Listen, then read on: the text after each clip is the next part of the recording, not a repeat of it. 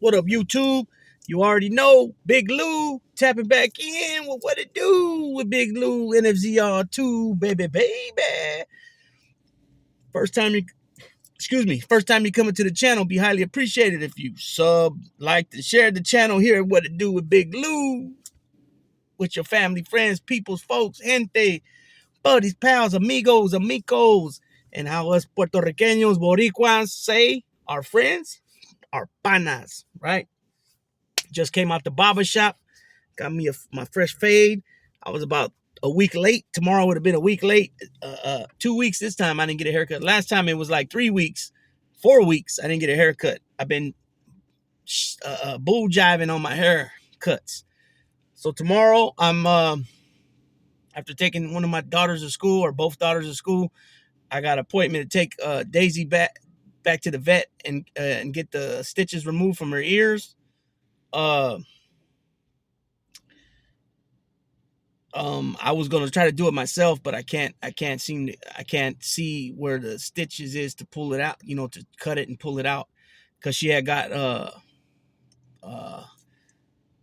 little bit of like I think it was the stuff that they put afterwards, and the the stuff they put afterwards on the ear, and then also on the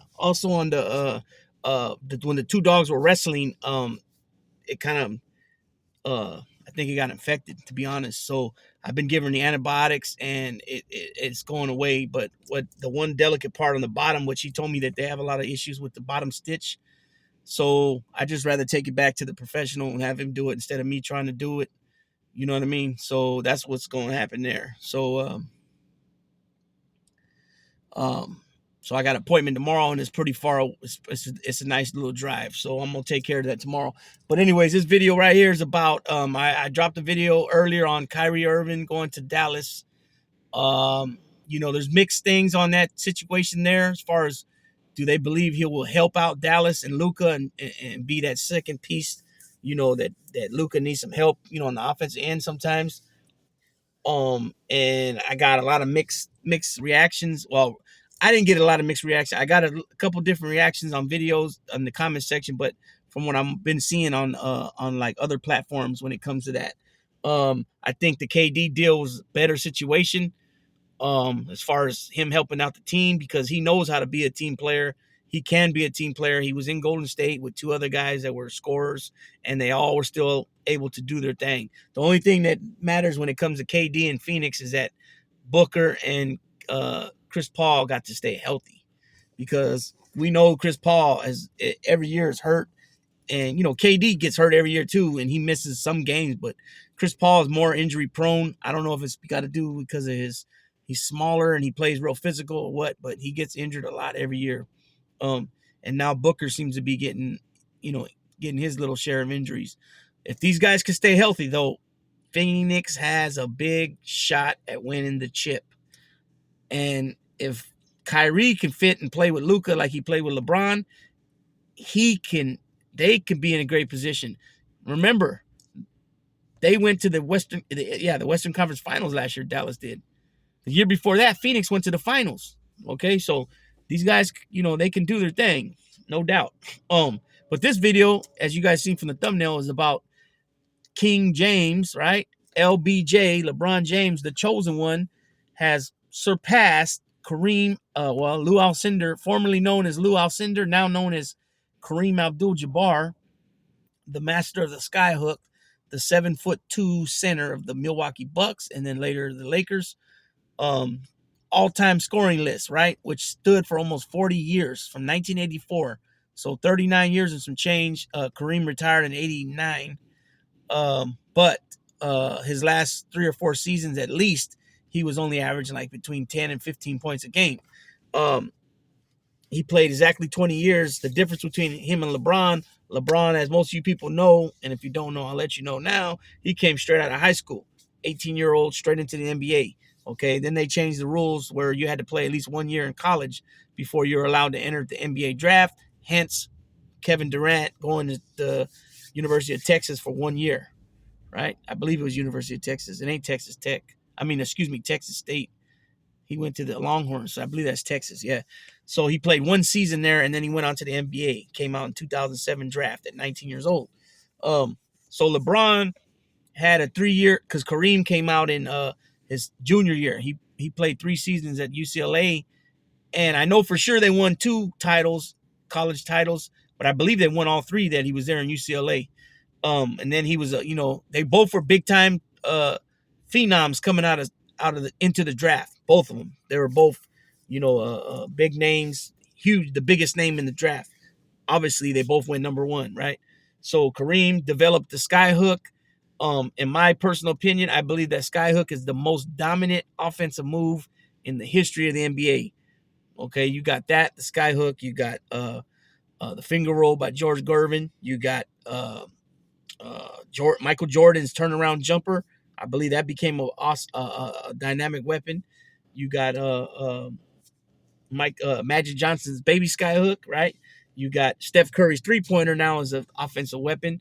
You got Kobe Bryant also had a nice sick turnaround jumper. But keep in mind, both Michael Jordan and Kobe Bryant were power players in their younger days. They would take the ball to the rack and dunk on whoever the hell it was down there. They didn't give a fuck, right? But as time goes, these players become more finesse. They bring a finesse. They bring a finesse style into their game. That's why I keep saying that Ja Morant can't keep going the way he's going. Just taking and he's a smaller guy than Kobe and Michael. At least we're 6'6". I believe Ja Morant's only like 6'3", I think, if I remember correctly. And I don't believe he's going to be able to sustain this power play of his in the paint, taking the ball to the rack. For sure, not his whole career.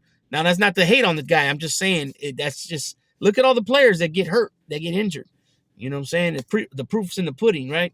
But LeBron, I believe this is his 20th season. But besides his rookie season, where he still averaged 20 or 21 points a game, he has not averaged less than 25 points a game from every year from that rookie season. You know what I mean? I mean, that's a hell of a feat, right? 17th year, you're still averaging 25 points at least or more. And on some of those years, he's averaged 30, 29, 28. You know what I mean? The guy's still playing at the top level right now. I mean, the only reason, I'm still going to put LeBron in the top 10 players right now, only because his resume, his pedigree, what he's done, right? He's still a beast. He can take the game over at almost 38 years old, right? 20 years in the league. You know what I mean? But the fact is, we got a lot of young guys. We got the Greek Freak. I think Kevin Durant, like I mentioned this on the other video, and the Greek Freak, Giannis, Kevin Durant, and Luka are the top 3 players in the NBA. That's my opinion. Not in no particular order, but just those top are the top 3. And then you got coming in close, you got Joel Embiid, you got Jason Tatum, Booker when he's healthy, Trae Young, you got Damian Lillard when he's healthy, Steph's still up there. Man, there's a lot of guys now that are Zion Williamson when he's healthy, he's a beast. You know what I mean? You got who else?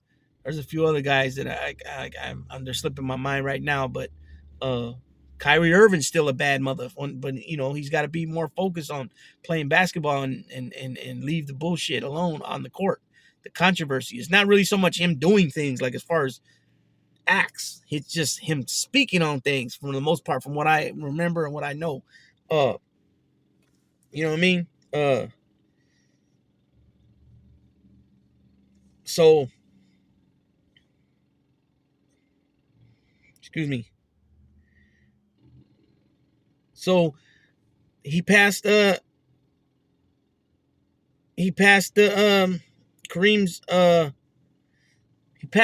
record, regular season record, which was 38,000.